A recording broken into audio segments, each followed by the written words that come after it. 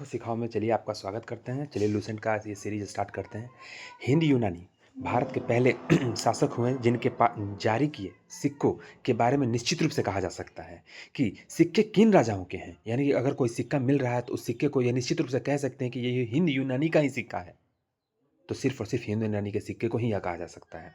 भारत में सबसे पहले हिंद यूनानियों ने ही सोने के सिक्के जारी किए थे। सबसे पहले सोने के सिक्के किसने जारी किए थे? तो हिंद यूनानी ने जारी किए थे। अब देखिए आगे बढ़ते हैं। हिंद यूनानी शासकों ने भारत के पश्चिमोत्तर सीमा प्रांत में भारत हिंद यूनानी यानी कि जो हमारा पश्चिमोत्तर सीमा प्रांत है उस जगह पे जो कला प्राचीन कला जो उत्पन्न हुआ हिंद यूनानियों ने जो किया उसको हेलेनिस्टिक आर्ट कहते हैं। क्या कहते हैं? हेलेनिस्टिक आर्ट कहते हैं। हिंद यूनानी ने शुरू किया था। हिंद यूनानी ने शुरू किया था हेलेनिस्टिक आर्ट। भारत में गंधार कला का उत्तम उदाहरण है। भारत में गंधार कला का उत्तम उदाहरण है। ठीक है, अब आगे यूनानियों ने पर्दे का प्रचलन आरंभ कर भारतीय नाट्य कला के विकास में योगदान किया था। यानी कि नाट्य कला के लिए सबसे इंपॉर्टेंट क्या है? तो पर्दा। अब पर्दा का सबसे पहला कौन किया था? तो यूनानियों के द्वारा पर्दा का शुरुआत किया गया था। और पर्दा का जैसे ही शुरुआत किया उसी तरह हमारा भारतीय नाट्य कला का विकास में सर्वाधिक योगदान रहा है यूनानियों का। अब चूंकि पर्दा यूनानियों की देन था इसलिए वह यवनिका के नाम से भी प्रसिद्ध हुआ। यानी किस नाम से प्रसिद्ध हुआ? यवनिका के नाम से भी प्रसिद्ध हुआ। पर्दा का प्रत्यय इसलिए यवनिका के नाम से प्रसिद्ध हुआ। अब देखिए शक, अगर 18वां नंबर चैप्टर आ गए हम लोग शक लूसेंट का शक। चलिए हिंद यूनानी शक पल्लव कुषाण ऐसे ही था। चलिए अब आ गया शक। यूनानियों के बाद शक आए। यूनानी के बाद कौन आया? शक आया। पहले यूनानी तब शक आया। अब शब्दों शकों की 5 शाखाएं थी। कितनी शाखाएं थी? शकों की 5 शाखाएं थी और हर शाखा की राजधानी भारत और अफगानिस्तान में अलग अलग भागों में थी। यानी कि शक का जो शाखा था कितना था? 5 शाखा था। यूनानी के बाद शक आया और शक का 5 शाखा था और जितना भी शाखा था सारा का शाखा लगभग सब भारत और अफगानिस्तान में था और वो अलग अलग भागों में था। पहली शाखा अफगानिस्तान, दूसरी शाखा पंजाब। पंजाब का उस समय का राजधानी क्या होता था? तक्षशिला। यानी कि शक का 5 शाखा था। 5 शाखा अधिकतर किसमें था? भारत और अफगानिस्तान में तो अब था। ठीक है, तो पहला शाखा कहाँ था? अफगानिस्तान। दूसरी शाखा पंजाब में, अब राजधानी क्या था? तक्षशिला। और तीसरी शाखा मथुरा। चौथी शाखा पश्चिमी भारत और पांचवी शाखा ने उत्तरी दक्कन पर प्रभुत्व स्थापित किया था। पांचवी शाखा ने ऊपरी दक्कन पर क्या किया था? प्रभुत्व स्थापित किया था। प्रथम शक राजा मौ था। अब शक मूलतः मध्य एशिया के निवासी थे। प्रथम शक राजा मौ थे। तो कौन थे? तो प्रथम शक राजा मौ थे और शक मूलतः मध्य एशिया के निवासी थे। क्या शक मूलतः मध्य एशिया के निवासी थे? चारागाह की खोज में भारत आए थे। मध्य एशिया कहाँ के लिए आए थे शक? तो चारागाह की खोज में भारत आए थे। और क्वेश्चन आ गया कि प्रथम शक राजा क्या कहते हैं? तो मौ कहते हैं। और शक का कितना शाखा था? तो 5 शाखा था। पहला शाखा अफगानिस्तान, दूसरा शाखा पंजाब और तीसरा शाखा मथुरा, चौथा शाखा पश्चिमी भारत और पांचवा शाखा ऊपरी दक्कन था। अब आगे बढ़ते हैं। 58 ईसा पूर्व में उज्जैन के एक स्थानीय राजा ने शकों को पराजित करके बाहर खदेड़ दिया। 58 ईसा पूर्व में उज्जैन के एक स्थानीय राजा ने शकों को पराजित करके बाहर खदेड़ दिया था। कौन खदेड़ दिया था? तो उज्जैन के एक स्थानीय राजा था, तो शकों को पराजित करके बाहर भेज दिया था 58 ईसा पूर्व में। विक्रमादित्य की उपाधि धारण की। शकों पर विजय के उपलक्ष्य में 58 ईस्वी में एक नया संवत विक्रम संवत 58। तो पूछा जाएगा कि विक्रम संवत की सबकी शुरुआत हुई तो कब हुआ? 58 ईसा पूर्व में विक्रम संवत की शुरुआत हुई। उसी समय से विक्रमादित्य एक लोकप्रिय उपाधि बन गया। वही विक्रमादित्य आगे चलकर चंद्रगुप्त द्वितीय भी धारण करते हैं। तो उसी समय से विक्रमादित्य एक लोकप्रिय उपाधि बन गई जिसकी संख्या भारतीय इतिहास में 14 तक पहुंच गई है। तब पूछेगा तो टोटल विक्रमादित्य कितना राजाओं ने इस उपाधि को धारण किया है? तो बोल देंगे 14 राजाओं ने विक्रमादित्य की उपाधि धारण की थी। गुप्त सम्राट चंद्रगुप्त द्वितीय सबसे अधिक विख्यात विक्रमादित्य थे। देखिए चंद्रगुप्त द्वितीय के बाद गया यानी कि जितने भी विक्रमादित्य उपाधि धारण करने वाले राजा थे उसमें सबसे प्रचलित सबसे विख्यात उसमें चंद्रगुप्त द्वितीय हुए। शकों की अन्य शाखाओं की तुलना में पश्चिमी भारत में प्रभुत्व स्थापित करने वाला शाखा ने सबसे लंबे अरसे तक शासन किया। देखिए शकों की अन्य शाखाओं की तुलना में पश्चिमी भारत में प्रभुत्व स्थापित करने वाले शाखा ने सबसे लंबे अरसे तक शासन किया था। पश्चिमी भारत में प्रभुत्व स्थापित करने वाले शाखा जो था, वो सबसे लंबे अरसे तक शासन किया। गुजरात में चल रहे समुद्री व्यापार से यह शाखा काफ़ी लाभान्वित हुई और भारी संख्या में चांदी और सिक्के जारी किए गए। शकों का सबसे प्रतापी शासक रुद्रदामन प्रथम था। शकों का सबसे प्रतापी शासक रुद्रदामन प्रथम था।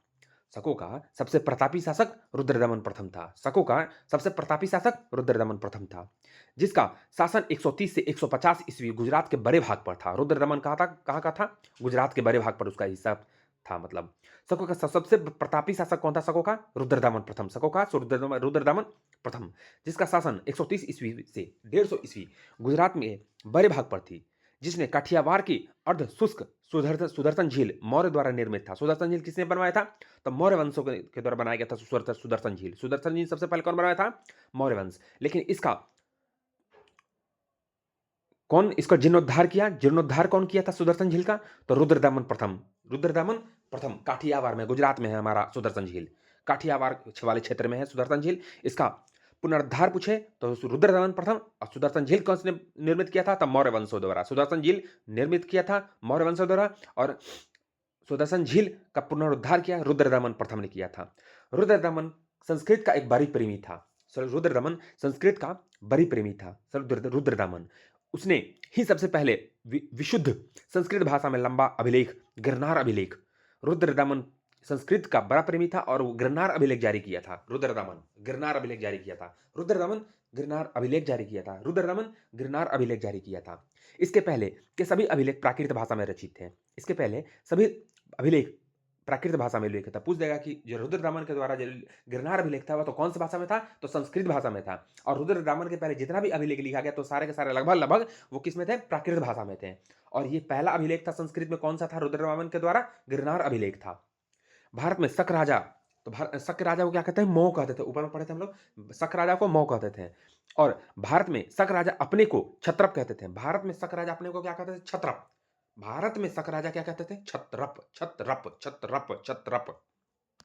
अब आगे पढ़ते हैं हम लोग।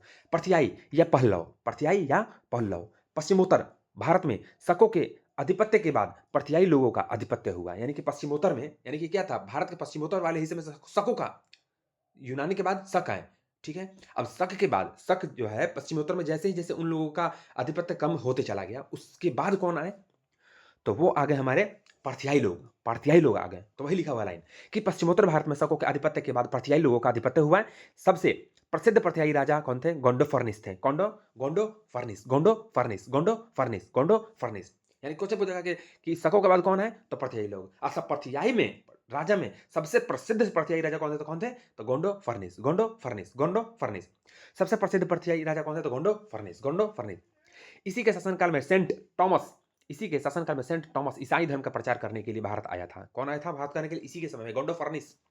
यानी कि पर्थियाई आए थे। शकों के बाद पर्थियाई आए और पर्थियाई में सबसे प्रसिद्ध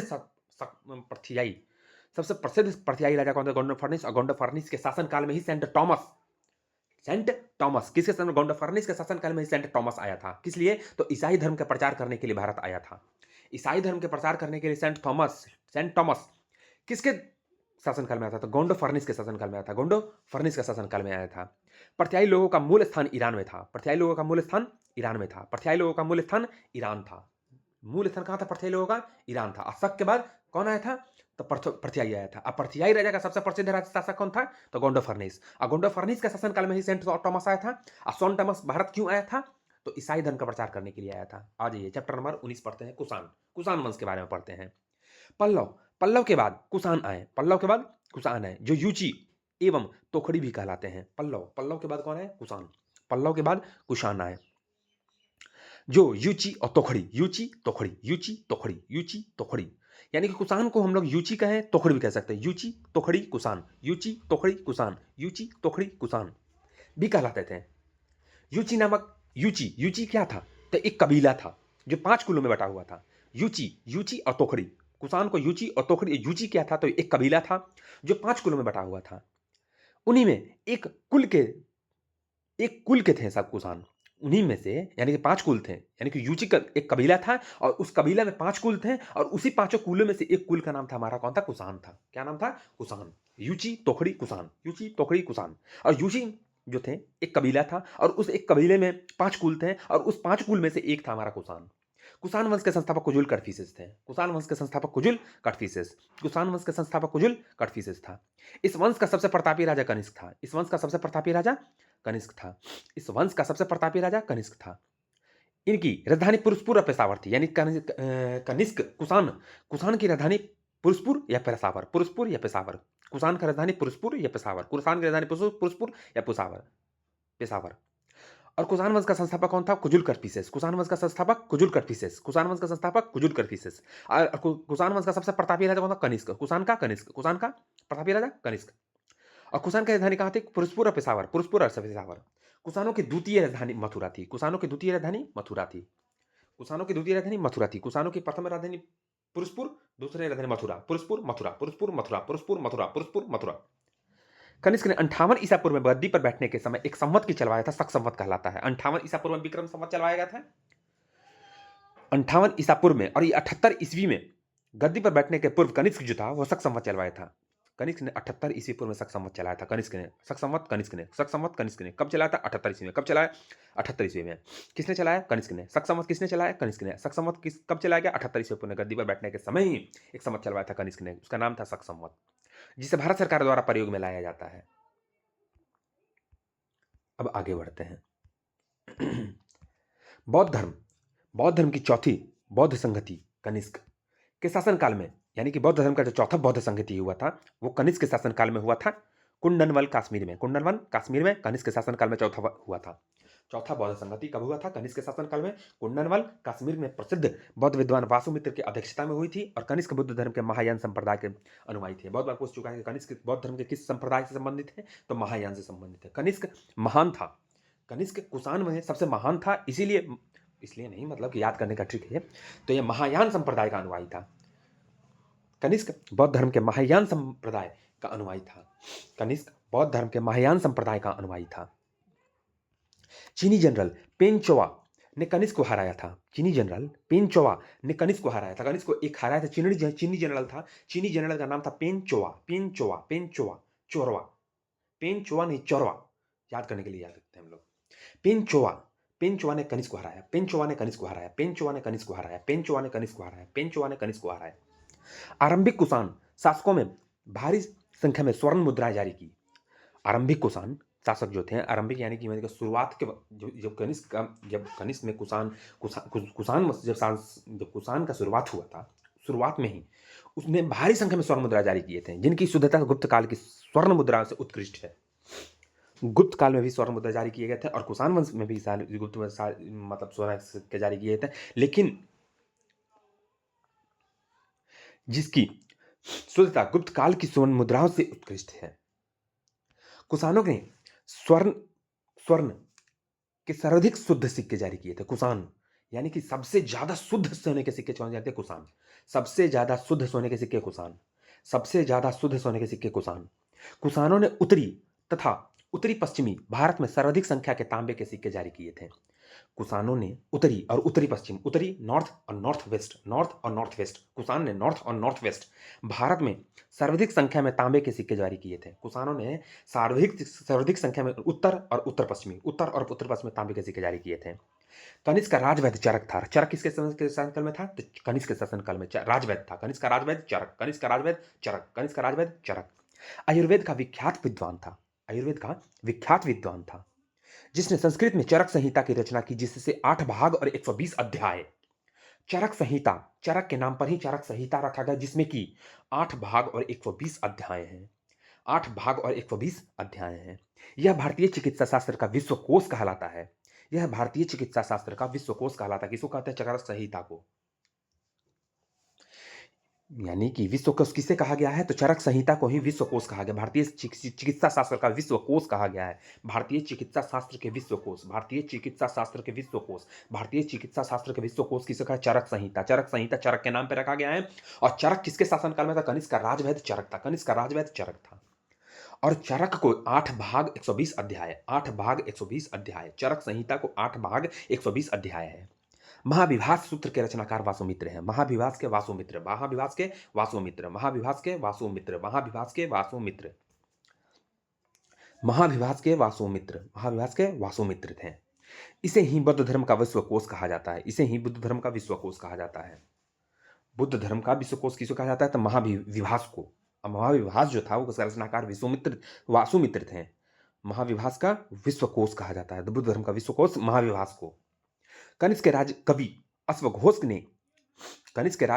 अश्वघोष ने बुद्धों का रामायण बुद्धचरित का किया था। बुद्धचरित किसने किया था? तो अश्वघोष ने। बुद्धचरित अश्वघोष, महाविभास वासुमित्र, महाविभास वासुमित्र, महाविभास वासुमित्र, अश्वघोष बुद्धचरित। आगे बढ़ते हैं। वासुमित्र, पार्श्व, नागार्जुन, महाचित, संघर्ष भी कनिष्क के दरबार में विभूति हैं। कौन कौन था? वासुमित्र, पार्श्व, नागार्जुन, महाचित और संघर्ष। भारत का आइंस्टीन नागार्जुन को कहा था। भारत का आइंस्टीन नागार्जुन, भारत का आइंस्टीन नागार्जुन। माध्यमिक सूत्र, इनकी पुस्तक माध्यमिक सूत्र, नागार्जुन के सापेक्षता का सिद्धांत दिया है। नागार्जुन ने सापेक्षता का सिद्धांत दिया है। नागार्जुन ने सापेक्षता का सिद्धांत दिया है कि माध्यमिक सूत्र किसका है? नागार्जुन। माध्यमिक सूत्र नागार्जुन, माध्यमिक सूत्र नागार्जुन। कनिष्क की मृत्यु 102 ईस्वी में हो गई थी। कनिष्क की मृत्यु 102 ईस्वी में हो गई। कुषाण वंश का अंतिम शासक वासुदेव था। कुषाण वंश का अंतिम शासक वासुदेव था। कनिष्क का मृत्यु 102 ईस्वी में हो गया और कुषाण वंश का अंतिम शासक वासुदेव था। कुषाण वंश का अंतिम शासक वासुदेव, कुषाण वंश का अंतिम शासक वासुदेव। और कनिष्क की मृत्यु कब? 102 ईस्वी में मृत्यु हो गई। कनिष्क की मृत्यु 102 ईस्वी में। और कुषाण वंश का अंतिम शासक वासुदेव। कुषाण वंश का अंतिम शासक वासुदेव। कुषाण राजा देवपुत्र कहलाते थे। कुषाण राजा देवपुत्र कहलाते थे। कुषाण राजा देवपुत्र कहलाते थे। कुषाण राजा देवपुत्र कहलाते थे। उपाधि कुषाणों ने चीनियों से ली थी। यह देवपुत्र उपाधि चीनियों से ली थी। देवपुत्र उपाधि। गंधार शैली एवं मथुरा शैली का विकास कनिष्क के शासन काल में हुआ था। गंधार शैली और मथुरा शैली, गंधार शैली और मथुरा शैली का विकास कनिष्क के शासन काल में हुआ था। मथुरा संग्रहालय में कुषाणकालीन मूर्तियों का संग्रह अधिक मात्रा में है। मथुरा संग्रहालय में कुषाणकालीन मूर्तियां का संग्रह अधिक मात्रा में है। मथुरा संग्रहालय में कुषाणकालीन मूर्ति, यानी कि कुषाण वंश का जो भी मूर्तियां हैं सबसे अधिक किस संग्रहालय में? मथुरा संग्रहालय में। कुषाण का संग्रहालय मूर्ति मथुरा संग्रहालय में। कुषाण मूर्ति मथुरा संग्रहालय में। कुषाण मूर्ति मथुरा संग्रहालय में। गंधार कला के लिए तक्षशिला प्रसिद्ध था। गंधार कला के लिए कहाँ प्रसिद्ध था? तक्षशिला प्रसिद्ध था। रेशम मार्ग पर नियंत्रण रखने वाला शासकों में सबसे प्रसिद्ध कुषाण थे। रेशम मार्ग पर नियंत्रण रखने वाला शासकों में सबसे प्रसिद्ध कुषाण थे। रेशम मार्ग पर नियंत्रण रखने वाला शासकों में सबसे प्रसिद्ध कौन थे? कुषाण थे। रेशम मार्ग पर नियंत्रण रखने वाला शासकों में सबसे प्रसिद्ध कौन थे? कुषाण थे। रेशम मार्ग पर नियंत्रण रखने वाला शासकों में सबसे प्रसिद्ध कुषाण थे। रेशम मार्ग कुषाण, रेशम मार्ग कुषाण। कुषाण साम्राज्य में मार्गों का सुरक्षा का प्रबंध है। कुषाण साम्राज्य में मार्गों का सुरक्षा का प्रबंध है। मार्गों का सुरक्षा का प्रबंध कुषाण साम्राज्य में था। रेशम मार्ग का आरंभ कनिष्क ने कराया था। रेशम मार्ग का आरंभ किसने कहा था? कनिष्क। रेशम मार्ग का आरंभ कनिष्क, रेशम मार्ग का आरंभ कनिष्क। आइए नोट देखते हैं। रेशम बनाने की तकनीक का आविष्कार सबसे पहले चीन में हुई थी। रेशम बनाने का तकनीक सबसे पहले किसने हुआ था? चीन में हुआ था। रेशम बनाने का तकनीक सबसे पहले चीन में हुआ था। मथुरा साटक नामक विशेष प्रकार का वस्त्र का निर्माण केंद्र था। वस्त्र का निर्माण केंद्र साटक, साटक, साटक। मथुरा साटक नामक विशेष प्रकार के वस्त्र का निर्माण करता मथुरा साटक। कुषाण कला में सबसे अधिक विकास वास्तुकला के क्षेत्र में हुआ था। कुषाण काल में सबसे अधिक विकास वास्तुकला के क्षेत्र में हुआ था। कुषाण काल में सबसे अधिक विकास वास्तुकला के क्षेत्र में हुआ था। कुषाण काल में वास्तुकला का सबसे अधिक विकास वास्तुकला का हुआ था कुषाण काल में। इसी काल में बुद्ध की खरी प्रतिमा का निर्माण हुआ। इसी काल में बुद्ध की खरी प्रतिमा का निर्माण हुआ। बुद्ध की खरी प्रतिमा का निर्माण कुषाण काल में। बुद्ध की खरी प्रतिमा का निर्माण कुषाण काल में। बुद्ध के खरी प्रतिमा का निर्माण कुषाण काल में। बुद्ध के खरी प्रतिमा का निर्माण कुषाण काल में। बुद्ध के खरी प्रतिमा का निर्माण कुषाण काल में। आइए चैप्टर नंबर 20 पढ़ते हैं हम लोग। इस पेज में जितना भी है उसको कंप्लीट करें, उसके बाद फिर अगला चैप्टर अगले दिन देखेंगे हम लोग। चलिए, संगम युग 20 नंबर चैप्टर, संगम युग। ऐतिहासिक युग के प्रारंभ में दक्षिण भारत का क्रमबद्ध इतिहास हमें जिस साहित्य से ज्ञात होता है उसे संगम साहित्य कहा जाता है। दक्षिण भारत का क्रमबद्ध इतिहास बताने वाले को ही संगम साहित्य कहते हैं। दक्षिण भारत का क्रमबद्ध इतिहास संगम साहित्य से प्राप्त होता है। संगम शब्द का अर्थ है परिषद अथवा गोष्ठी। परिषद अथवा गोष्ठी, संगम मतलब परिषद अथवा गोष्ठी, जिनमें तमिल कवि विद्वान एकत्रित होते थे। क्या होते थे? तमिल कवि एवं विद्वान, तमिल कवि एवं विद्वान एकत्रित होते थे। प्रत्येक कवि अथवा लेखक अपनी रचनाओं को संगम के समक्ष प्रस्तुत करता था तथा इसकी स्वीकृति प्राप्त हो जाने के बाद ही किसी भी रचना का प्रकाशन संभव था। सॉरी। इसकी स्वीकृति प्राप्त हो जाने के बाद ही किसी भी रचना का प्रकाशन संभव था। परंपरा के अनुसार अति प्राचीन समय में पांडव राजाओं के संरक्षण में कुल 3 संगम, पांडव राजाओं के संरक्षण में, कौन से राजा? पांडव पांडव पांडव पांडव पांडव पांडव पांडव पांडव राजाओं के संरक्षण में कुल 3 संगम आयोजित किए गए। कुल 3 संगम हुए। कुल 3 संगम हुए। पांडव राजाओं के संरक्षण में कुल 3 संगम हुए। इसमें संकलित साहित्य को ही संगम साहित्य कहा जाता है। यानी कि 3 संगम हुए। पांडव राजा के संरक्षण में तीन संगम हुए। 3 संगम किसके राजा के संरक्षण में हुआ? पांडव राजा के संरक्षण में 3 संगम। पांडव राजा के संरक्षण में 3 संगम। पांडव राजा के संरक्षण में 3 संगम। पांडव राजा के संरक्षण में 3 संगम हुए। इसमें असंकलित साहित्यों को ही संगम साहित्य कहा जाता है। यानी कि इन जो संगम हुए इसमें जो स्वीकृति मिली उसको ही संगम साहित्य में संज्ञा प्रदान की गई थी। संगम साहित्य का संग्रह लगभग 300 ईसा पूर्व से लेकर 300 ईस्वी तक 300 ईसा पूर्व से लेकर 300 ईस्वी तक तमिल द्वारा विविध सामाजिक पृष्ठभूमि में किया गया था। संगम साहित्य का संग्रह 300 ईसा पूर्व, संगम साहित्य का संग्रह 300 ईसा पूर्व से 300 ईस्वी तक तमिल द्वारा विविध सामाजिक पृष्ठभूमि में किया गया था। उपलब्ध संगम साहित्य का विभाजन 3 भागों में किया गया। संगम साहित्य का विभाजन 3 भागों में। संगम साहित्य का विभाजन 3 भागों में। पत्थु पात्तु, पत्थु पात्तु इत्थु थाकु। पत्थु पात्तु पहला। दूसरा इत्थु थोकु, पत्थु पात्तु इत्थु थोकु। तीसरा पादनेन कील कक्कु, पादनेन कील कक्कु। पाथु पत्थु इत्थु थोकु, पादनेन कील कक्कु। पत्थु पत्तु इत्थु थक्कु, पत्थु पत्तु इत्थु थक्कु, पत्थु पत्तु इत्थु थक्कु। तीसरा नंबर था हमारा पादनेन कील कक्कु, पादनेन कील कक्कु। तिरुवल्लुर कृत कुराल तमिल साहित्य का एक आधारभूत ग्रंथ बताया जाता है। तमिल साहित्य का एक आधार ग्रंथ बताया किसको? कुराल को। कुराल जो है तिरुवल्लुर कृत है, मतलब किया गया है, इसका रचना किया गया है कुराल का तिरुवल्लुर द्वारा। तिरुवल्लुर कृत कुराल तमिल साहित्य का एक आधारभूत ग्रंथ बताया जाता है, जिसके विषय त्रिवर्ग, आचार शास्त्र, राजनीति, आर्थिक जीवन एवं प्रणय से संबंधित है। इसके विषय जो है त्रिवर्ग, आचार शास्त्र, राजनीति, आर्थिक जीवन एवं प्रणय से संबंधित है। ये पेज समाप्त हुआ लुसेंट का। अगला पेज हम लोग अगले सेशन में देखेंगे। Thank you.